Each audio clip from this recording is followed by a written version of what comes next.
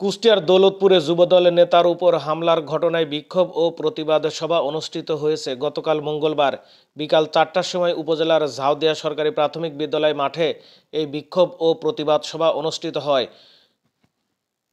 ঘটনা সূত্রে জানা যায়, গত 10 জানুয়ারি উপজেলার রিফায়েতপুর ইউনিয়নের হাসানপুর গ্রামে মাছ চাষকে কেন্দ্র করে উপজেলা যুবদলের যুগ্ম আহ্বায়ক মিজানুর রহমান মজনুকে পিটিয়ে আহত করা হয়। এই ঘটনায় আরও কয়েকজন আহত হয়।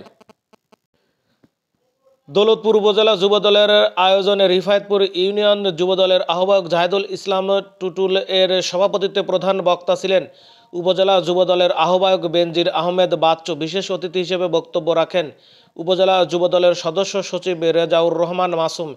এ সময় আরও উপস্থিত ছিলেন সিনিয়র যুগ্ম আহ্বায়ক মনিরুজ্জামান স্বপন। 16 বছর রাজপথে থেকে বিএনপি আন্দোলন করেছে। আমাদের অন্তত 2000 নেতাকর্মীকে হত্যা করা হয়েছে। প্রত্যেকটা নেতৃবৃন্দকে জানাই, এই মজনু ভাইয়ের মতো আর কোন ব্যক্তির যেন প্রতিবাদ সভা দৌলতপুর থানা যুবদল না করতে হয়। সংগ্রামী সাথে বন্ধুগণ, যত বড় পেশি শক্তির মানুষ না কেন আপনাকে ছাড় দেওয়া হবে না, হবে না, হবে না।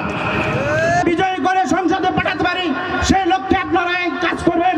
ভাইয়ের বিপদে যদি ভাই না থাকে, আপনাদের দল করতে বলেছে কে?